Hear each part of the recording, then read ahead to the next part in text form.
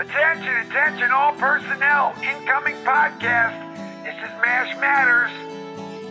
No, your ears do not deceive you. It is us, MASH Matters, where we talk about MASH. Here we are, Jeff, Maxwell, Ryan Patrick, as always. You're Jeff Maxwell, Ryan Patrick? Gosh, that's a whole long name. That's my full legal name. Okay, Jeff Maxwell, Ryan Patrick. Yes. Yeah, so when you sign up for things, you have to write Jeff Maxwell, Ryan Patrick on there. Wow. You know, that's why I just decided to go by Ryan, because it just became too much of a hassle. A lot easier, yeah. Oh, yeah, that's too much. It wouldn't fit on my driver's license, you know? You know, you need more room. Hi, Jeff. Hey, Ryan, how are you? I am actually Jeff Maxwell. We were just kidding, folks. Yes, yeah. And I am actually Ryan Patrick. And we're here to talk about MASH. We have all kinds of listener questions and comments that come in, and we're just going to plow through some more. And then in about 3 days, they'll be replaced by even more questions that come in at mashmatterspodcast@gmail.com. And that's great. We love hearing from you. Please keep them coming. Absolutely.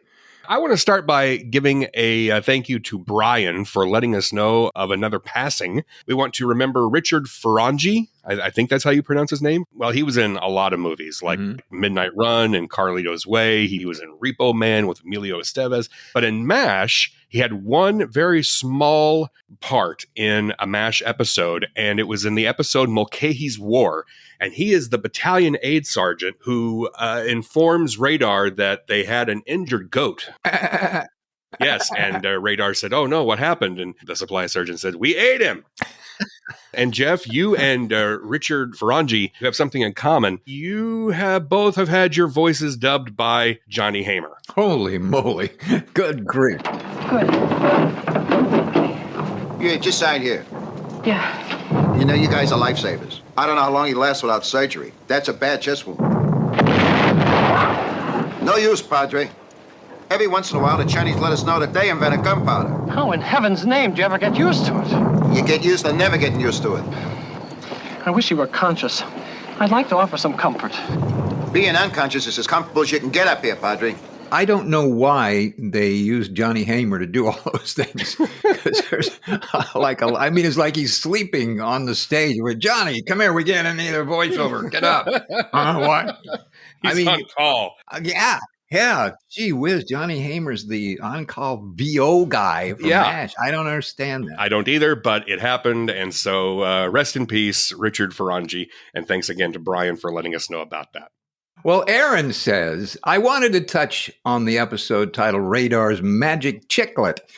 I was a newly promoted battalion chief for a large fire department. On one of my first major fires in a commercial business, a second battalion chief showed up. Aha!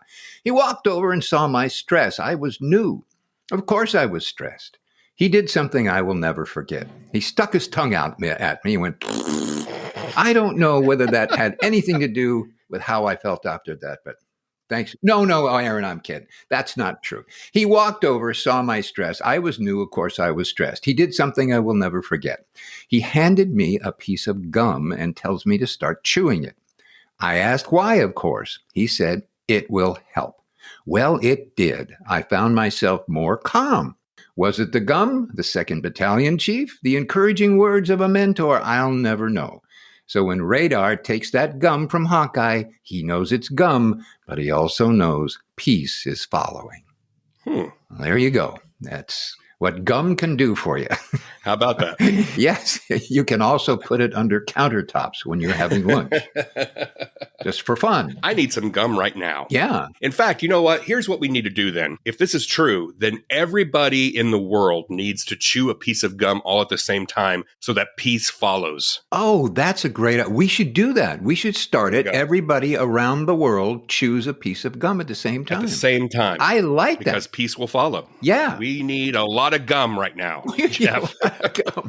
And maybe we can get one of the large gum companies to get behind it and sponsor it. I like the way you're thinking. Yeah. If you are an executive of a large gum company, please contact us and we will further this concept. Yes. Along if you provide $150,000. Well, that too, yeah. For all that gum. All right. So the Chicklet Corporation, the ball is in your court. Yeah.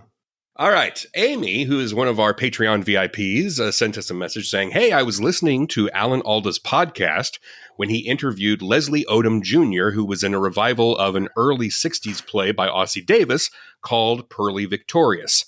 Apparently, he went to see the revival and mentioned that he was in the original production. What Alan Alda didn't mention was that he was one of the producers of the revival, which I found out when I saw the Tony nominations, and the revival was nominated, and Alan Alda also was nominated as one of the producers.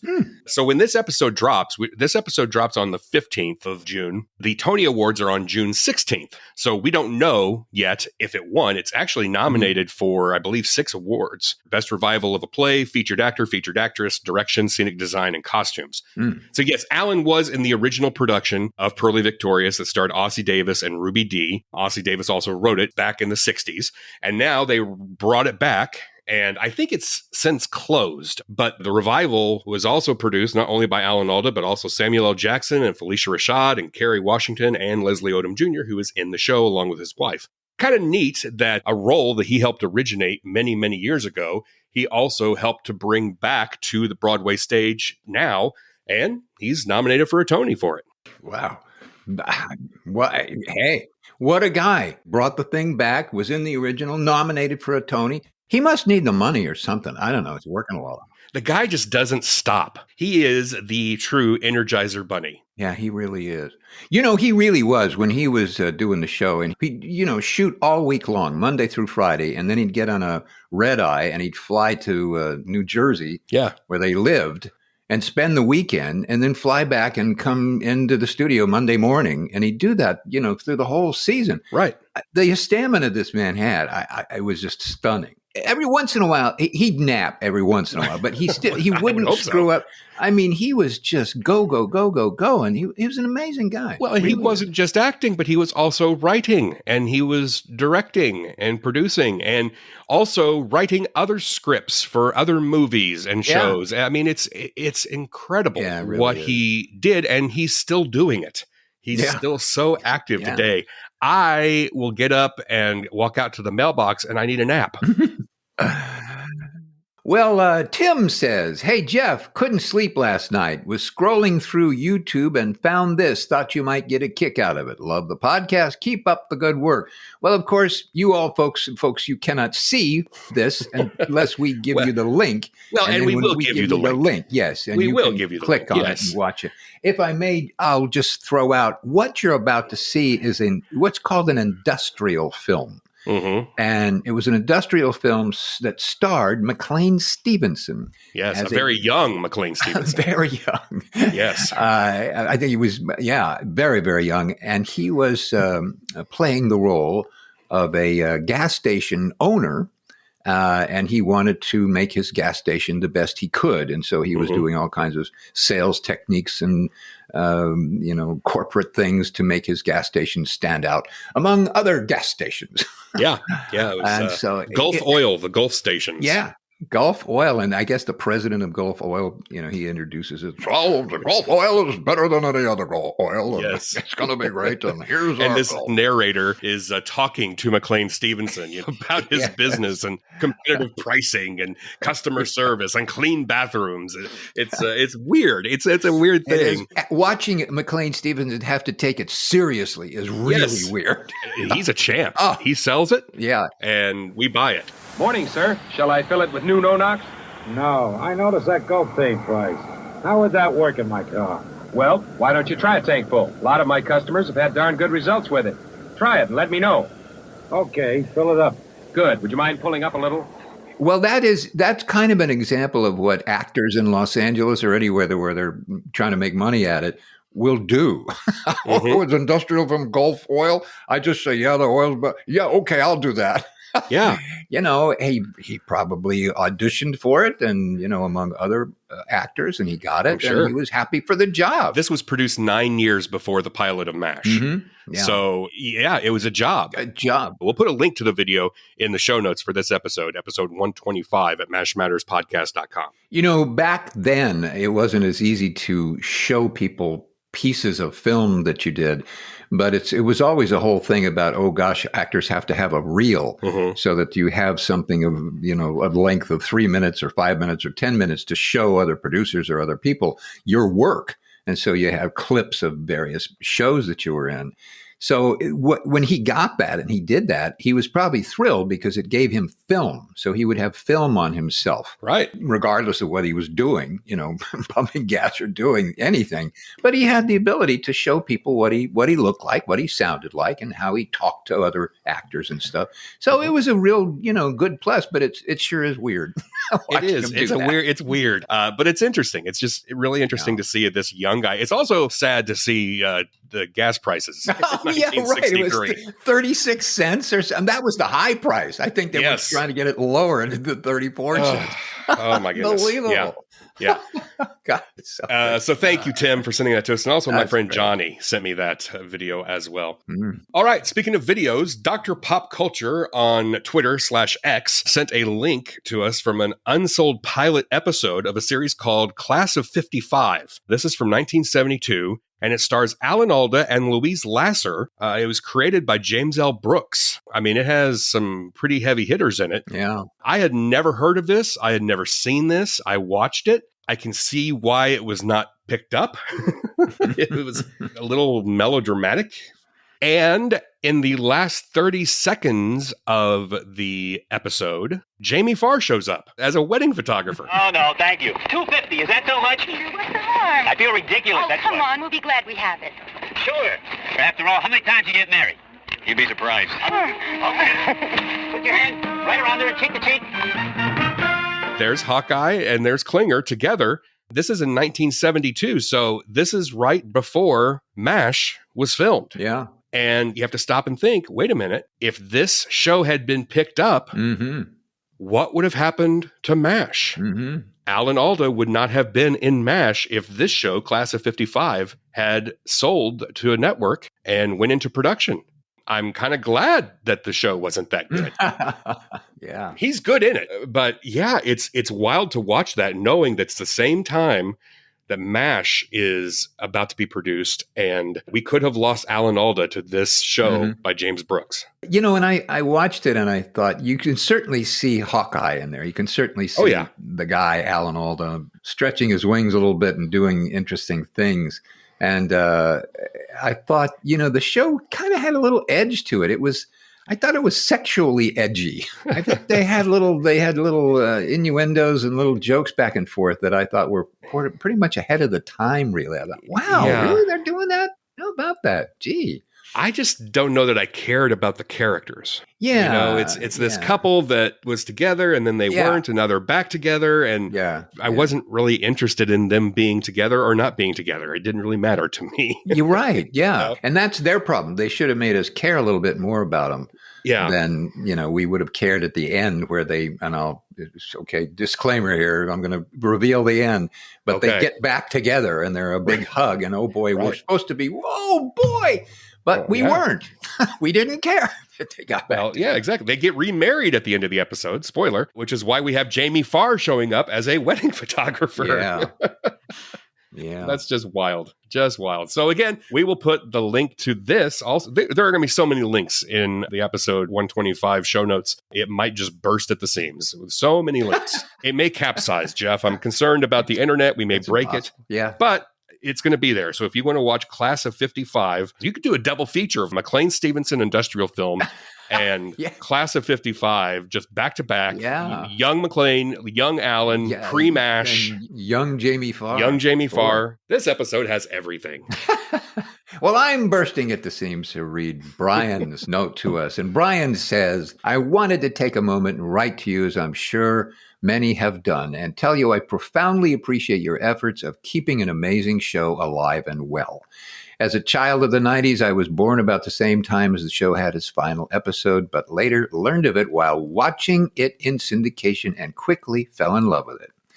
I always knew I wanted to join the military, and Igor's cooking convinced me the Navy was probably a better option. So after 20 successful years, I was able to retire, most of which was spent in Hawaii. I was roughing it, and I always thought of Nurse Kelly's post-war assignment to Tripler Army Hospital, the pink hospital that's, funny enough, built facing the wrong way. Insert your Army jokes here. To conclude, because college class is about to start, I love each and every episode of the show. It's auditory comfort food for this 40-year-old retiree. P.S. My grandmother is from Port Arthur, Texas, and has told me more times than I can count about being one grade behind G.W. Bailey, although they just called him George, as well as Jimmy Johnson and Janis Joplin, who she described as being very different, but a very nice girl. Well, there you go. I myself spent 2 months in Port Arthur, Texas. Do you want to know why I was in Port Arthur? Well, we Texas talked about this before on the show. Did we Yeah. talk Well, when about we that? had GW on the podcast, we talked about your time in Port Arthur. You were trying to make a movie. We were going to make a movie in Port Arthur, Texas called Galleria, all about the wacky, kooky things that happen in a shopping mall. And Port Arthur was very happy to have us there, and GW was going to be one of the major characters. And Port Arthur, many of the folks in Port Arthur were willing to help fund the movie. And so that was very appealing to us as the producers and creators of the movie.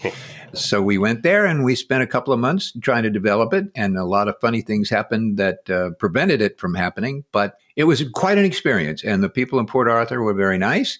We had a great time. It was an interesting place to be. So I say hello to Port Arthur, Texas, all you people that are in Port Arthur, Texas. And to Brian's grandmother, hello from Jeff and Ryan in Los Angeles. And where are you, Ryan? Where do you live? I keep forgetting. I am in the state of confusion right now. Yeah. Okay. Yeah. Wonderful place. You know, who knows? Maybe if malls ever come back, you could make that movie still. You know, it's interesting. Conceptually, the movie was designed to suggest and discuss the concept that neighborhood main streets were disappearing because shopping malls were taking over all of the shopping needs for consumers. So they didn't go to main streets anymore. They went to the malls because it was fun and they had fun stuff to look at and restaurants and all kinds of stuff. Now, the shopping malls are dying because of the internet. Right. And Amazon. So, all of a sudden now the shopping malls are being replaced by pickleball. Things. Okay, so the script might need a rewrite, but it might. It might. Yeah. Chris says, firstly, thank you for the entertainment about my all-time favorite show. I grew up watching it with my folks. I purchased the VHS cassettes and then the DVDs, and now I watch regularly on Disney+. My question is for the one and the only Mr. Jeff Maxwell. Oh. Insert fanfare here. Haha.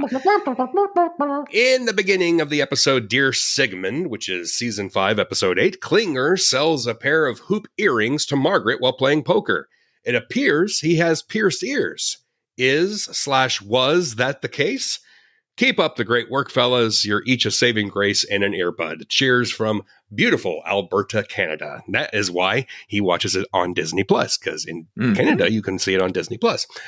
So, Jeff, I know you recently spent some time with Jamie. While you were with Jamie, did you happen to check out his lobes? I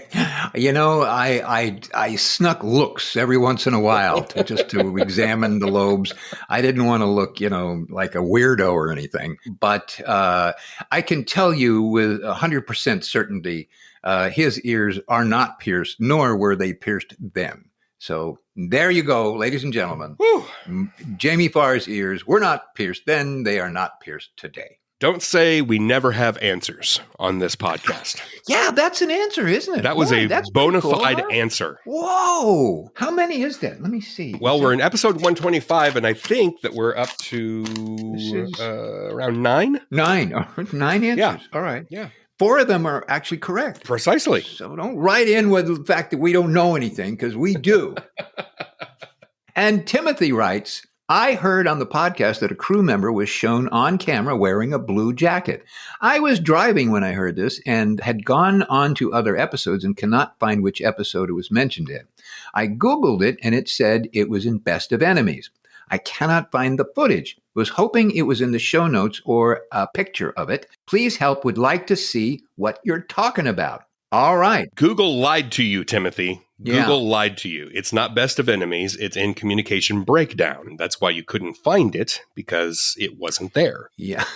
But if you go to Communication Breakdown, this is the episode where Winchester gets the newspapers from home. Then Father Mulcahy is sitting out and reading one of them. And then the crowd, including Jeff, who says, give me the classifieds, I'm looking for a job, comes running over to check out this newspaper. And in the background, you can see what appears to be a crew member wearing 1970s clothing, a blue shirt, kind of shaggy hair. Looks like a man, but I don't know that for sure. But if you look just beyond the signpost, you'll see clear as day. Yep. There he is standing there. Yep. And we'll put a picture in the show notes. There was a great picture that was taken by Witch Bitch 95 on Reddit.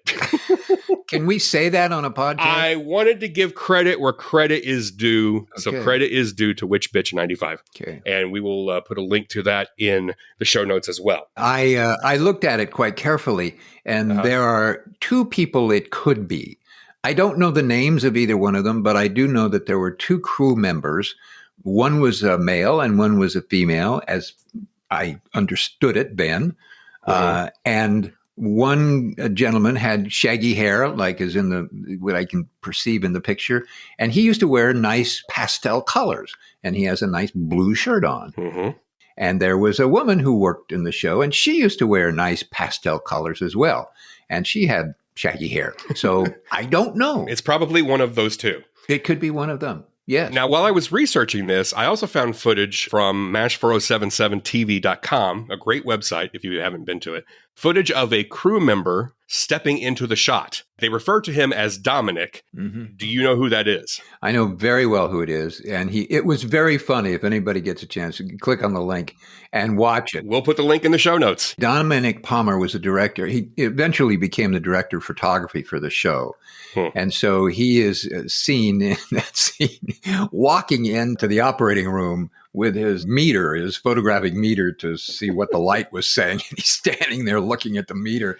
Yeah. And all of a sudden, they all went, "What are you doing here?" Yeah. They roast him. They roast him right there. It's very funny. Great. He seems so embarrassed. He was such a good guy, such a nice man. All right. Well, again, we'll put the link there in the show notes. You can see Dominic step into the shot. Yes. And feeling very foolish after they roast him into the ground. Oh, yes. He was embarrassed. He was. Oh, God.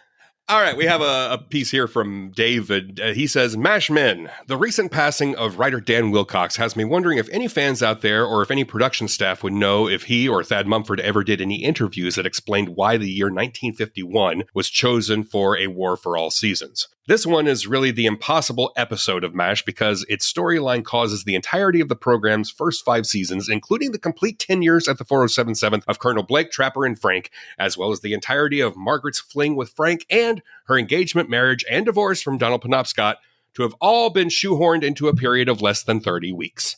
The episode starts on December 31st, 1950, but the U.S. began involvement in the war at the end of June of that same year. The only reason for this episode to involve the year 1951 instead of 1952 is to include the events of the 1951 Major League Baseball season as one of the script's stories.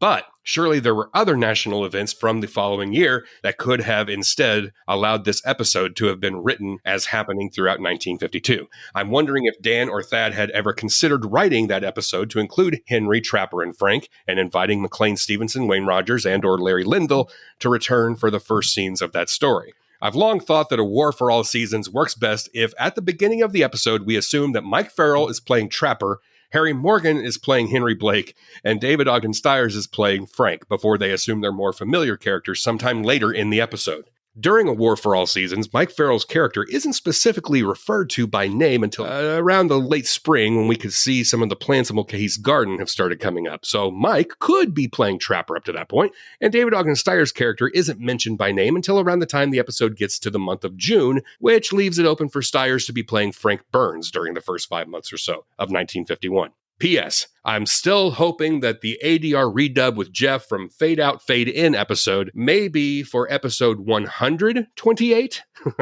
Well, yeah. Oh, yeah. I got a headache, actually. I need to give my tongue a rest. Oh, yeah, you do. You just laid down. That was a marathon. At least let your tongue lay down. Wow. Okay. Well, I don't know, David, if there is a specific interview about War for All Seasons. I've said it before. I mentioned it during our video episode recently. War for All Seasons is my favorite MASH episode. Yes, when it comes to continuity and trying to make sense of the MASH timeline, forget about it. It's wonky as all get out. But I love that episode. My guess is exactly what you said. Why did they choose the year 1951? Because of the baseball tie-in. That was the perfect example of a well-known event. It had to be a well-known baseball event because not everybody watches baseball, but most people, I think, probably knew about the shot heard around the world, the Bobby Thompson home run that come from behind win for the Giants. I mean, it was a huge thing. It's a perfect way to develop that whole arc with Winchester and Klinger.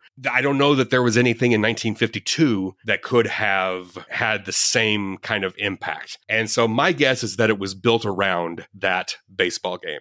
And again, people weren't binging episodes. People weren't keeping track of timelines. We didn't nitpick every little detail of television. Thad and Dan, they were just flying by the seat of their pants and writing this episode, a year in the life of the 4077. So I don't think we have to look too deep into it. They had this idea for this concept and they executed it, and they weren't worried about continuity or any of the past events of MASH. Well said. I agree 100%. I think they were focused on writing that episode as best they could and really weren't trying to. I don't think they had any other agenda. They were just trying to write a really good, clever, interesting episode. Yeah. But they were getting paid to do. Exactly. And in terms of the ADR redub. Oh, yeah. I don't know. We'll have to work on that. We're not ruling it out. No. I just don't know how to do it. Yeah.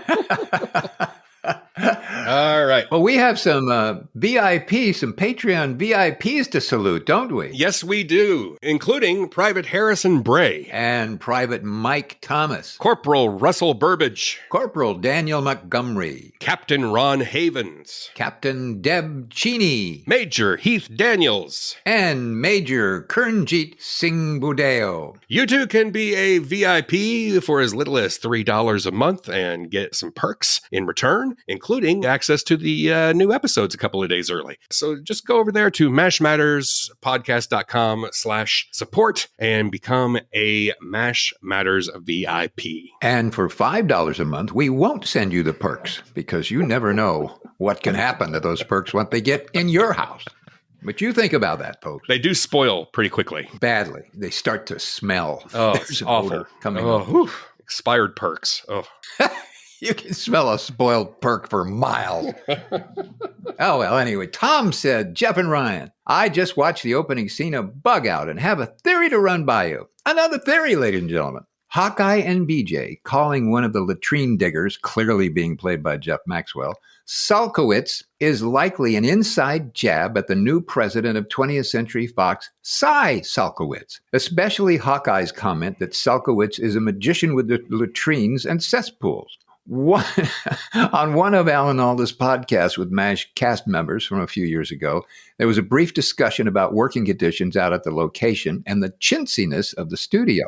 Someone even mentioned how they had a meeting with Salkowitz to ask for things like coffee and peanut butter to be on the set. So I'm guessing that the two stars of a hit series decided to use Salkowitz's name instead of Igor as a way of expressing their dissatisfaction with the situation out at the ranch. It would be interesting to see if the original script had that name. Maybe the writers were displeased with the studio as well, or if it was a change made in the moment by the actors. Curious if Jeff thinks this theory has any credibility. Well, a little bit.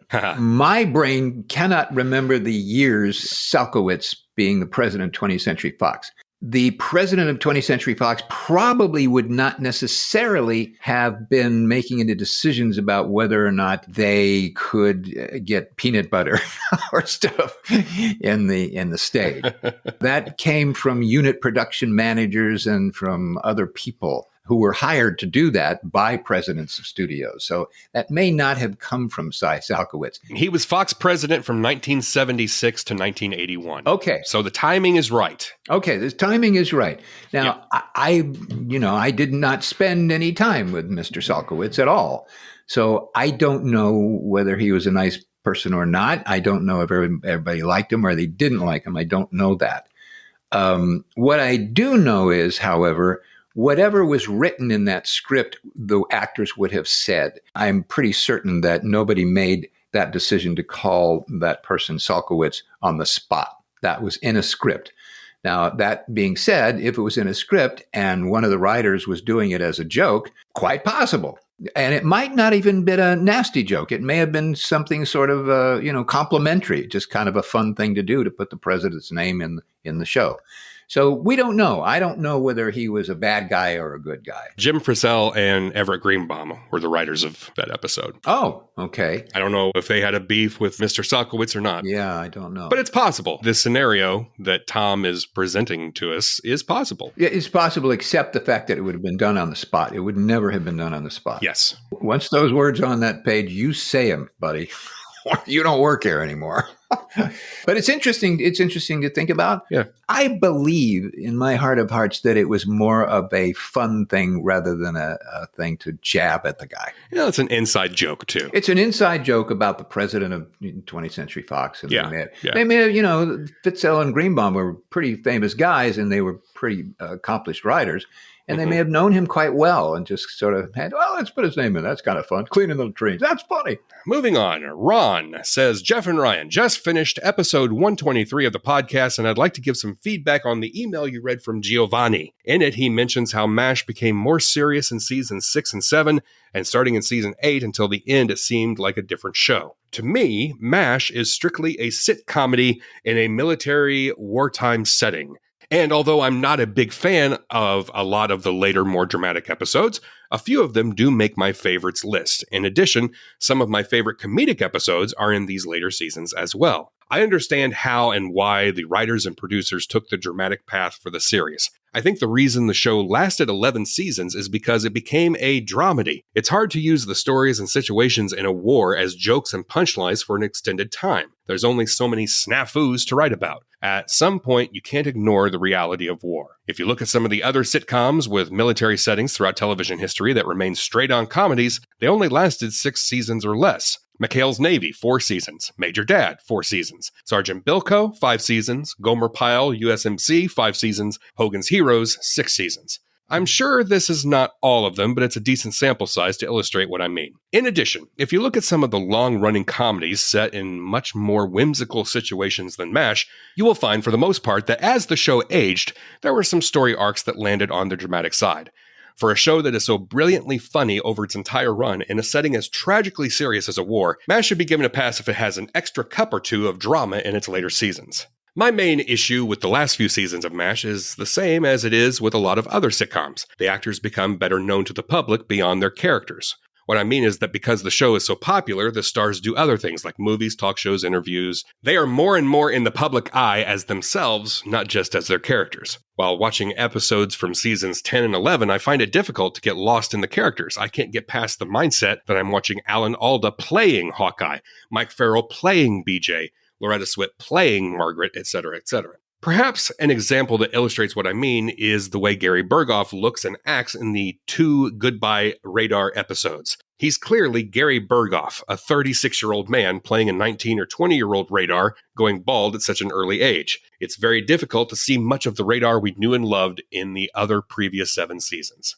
I know that's a rather long, drawn-out explanation, but that's my answer to the complaint about the late-run drama issue and my perception of the last couple of seasons of MASH. Finally, I want to bring up a topic for discussion, and that is the tags at the end of the episodes. As I've started paying close attention to these closing segments, I was surprised that most of the funniest involve Max Klinger. I would like to know, excluding the helicopter shot in the final episode, what you think are the best tags of the show's entire run. My vote would be the tag between Klinger and Colonel Potter at the end of the Young and the Restless Season 7 episode. In the tag, Potter tricks Klinger, who has been pretending to believe he's back in Toledo, into revealing that he isn't. It's hilarious and, in my humble opinion, the best tag of the entire series. And with that, I will conclude this email. I love the podcast and eagerly await each and every episode. Wow. Holy moly. That was an evening with, ladies and gentlemen, and thank you very much. Did I finish that? Because I blacked out halfway through it.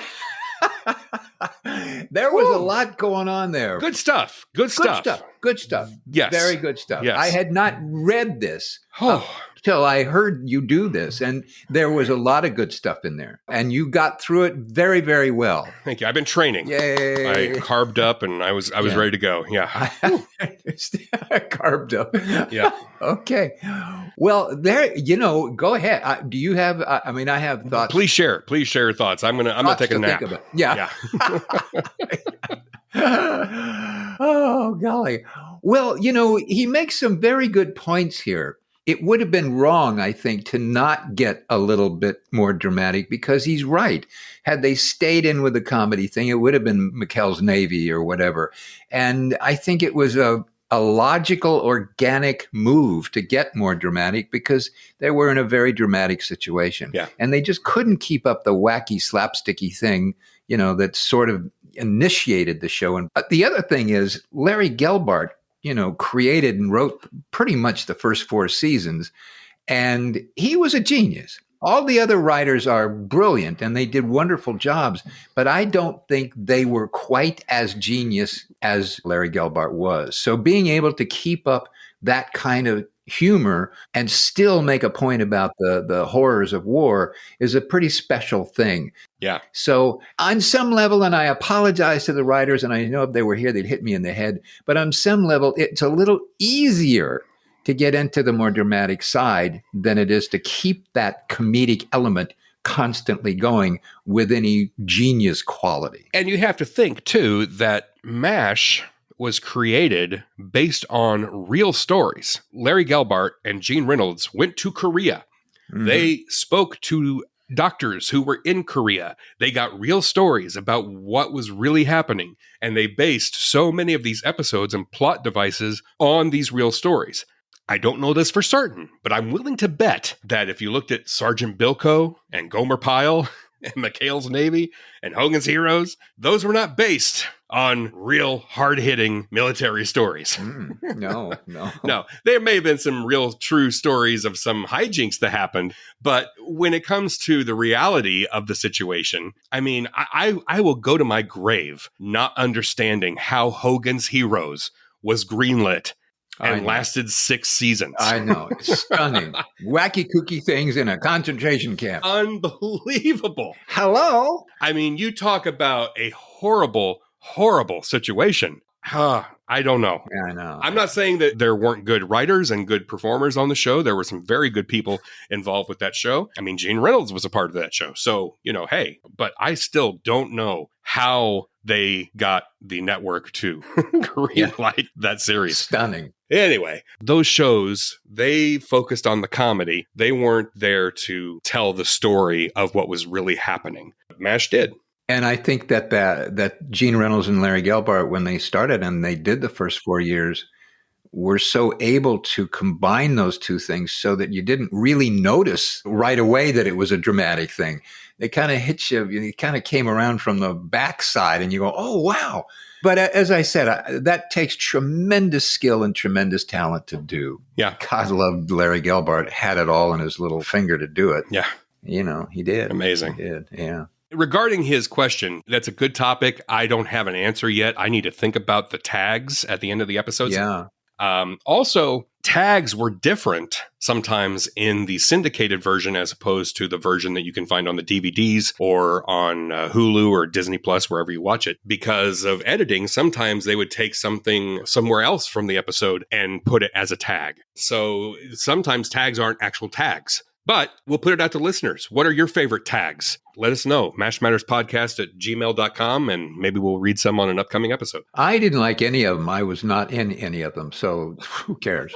Knock yourself out, folks. I think you probably were. Yeah. Now I've got to go do some research. Man, yeah. I didn't think I was going to have homework today. Well, if you find one, hey, I'm willing to forgive, Mash. Okay. All right. Well, if we find one, that's instantly going to be your favorite. Absolutely. Oh, God. And Matthew says, hello, gentlemen. A lifelong MASH fan here and enjoy your podcast. Can you help me understand the connection around the pillow in Margaret's tent that says Sunrise CO? There are multiple episodes where a bright orange pillow is on Hot Lips' cot with that on it. And in Edwina, a more pale version of the pillow is on Hawkeye's cot while his date ensues. I've researched the internet for connections or meaning and struck out. Any ideas who wanted it there? I know your pod is a passion project, so letting you know I listen religiously in South Carolina and love it. Well, thank you, Matthew, for listening religiously. We appreciate that. And as always, I will say this first. I have no idea. Well, neither do I. Oh, whoa, no. So I did a little deep dive trying to find out if there was any connection, thinking that if this pillow says Sunrise, Colorado, that there would be a town in Colorado called Sunrise. That would make sense, right? Mm-hmm. Well, when you Google Sunrise, Colorado, all you get are pictures that were taken by people of the sunrise in Colorado, which, by the way, is gorgeous. Yeah. Absolutely gorgeous. But there is no town called Sunrise, Colorado. Yeah. It doesn't exist. And so my guess is that this is a pillow that was maybe made to promote the beauty of Colorado, like Sunrise, Colorado. And it was purchased by somebody, and somehow that pillow made its way into the props department at 20th Century Fox. And when the props manager was going to look for things to put in Margaret's tent, they saw this nice yellow pillow and thought, let's use that. Yeah. And then one time it was picked up and moved over to Hawkeye's tent and put in there. Yeah. Chances are it was probably in some other tents as well throughout the run of the series. We don't know. That is speculation on my part. And if anybody actually knows if there's a town called Sunrise in Colorado, or if you grew up in Sunrise, Colorado, and you have more to this story, please let us know. You know, I think you're perfectly right. I believe that the prop guy went, oh, yeah, let's see. We need a little color. What is this? Let's throw that in there. Yeah. I think that probably is true. And, you know, if it wasn't a prop that was used all the time, or Loretta wasn't going, okay, this is meaningful to me because, although, now, Loretta is the kind of actress who would notice things and saying, why is that here? How come that color thing is? I wouldn't put that in there. She wouldn't put that in there. She would do that. And, you know, because she protected her character, she knew what the character was, and she knew what the character was going to do and what it did or did not like. So I will run this by her. Okay. Once I talk to her next and say, do you remember that orange pillow? And she's, no, what pillow? She could say that. Margaret did. I mean, she was an Army brat. They moved around. There are Army bases in Colorado. Yeah. It's possible that that's where it would have come from. If you're looking for the reasoning behind it, maybe they were stationed in Colorado, Fort Carson or something in Colorado, and she loved that time and she loved that pillow and she brought it with her. That's possible. I don't know. Do you remember? I'm trying to think. I don't remember seeing it, but is the CO under the Sunrise, or is it one line, Sunrise, Colorado, or how is it? I don't remember. I'm gonna have to go look for the pillow myself. Yeah. Okay. I've got more homework to do now. I'll see if we can find the real pillow somewhere. It's probably still somewhere in a warehouse in the Fox studios. Jay King probably buried it somewhere along the time. Let's put that in there. All right. We're going to wrap up here with two big things. Okay. I didn't tease this, and I probably should have at the beginning, because I love when I get an email from Michael Hirsh that says, here's something you've probably never seen. And he was right. I had never seen this. And I'm going to say that 99.9% of the population also has not seen this. Mm-hmm. But we're going to make it available so you can see it. He sent us a video that he produced for the NATPE, which is the National Association of Television Program Executives. I bet that's a wacky group. That's a fun lunch. By the way, he directed it as well. So he created it, he directed it, and his friend David Ogden Stiers appeared in it. Mm-hmm. So I asked him first if we could share it with listeners, and two, to give us a little background on this video. And he said, I was asked by the head of publicity for Fox TV if I could produce a 15-minute video presenting the ratings reasons that television station program directors should buy MASH in the syndication marketplace. The video would run continuously at the Fox booth at the NATPE convention. The challenge was to make the ratings numbers and demographics compelling. I came up with the idea, wrote the script, negotiated the budget, and then asked for more money for the airplane. That'll make sense when you see the video. David readily agreed to do it and was a delight to work with. He had no problem making the gimmick work and actually enjoyed it. After I showed him the completed piece, he said nicely, "You should have told me faster and louder." He was right.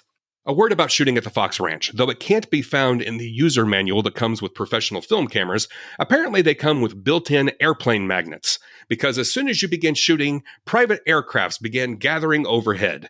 I don't know how they dealt with this phenomenon when they were shooting MASH, but all we could do was wait them out. Amazingly, when it was time for our banner towing plane to fly in, everything went perfectly. The pilot came in on the correct heading, David looked skyward right on cue, the cameraman did a perfect zoom to the plane, which was a small miracle in itself because there's no way that he could see it in the tiny viewfinder as he tilted up with a wide-angle lens.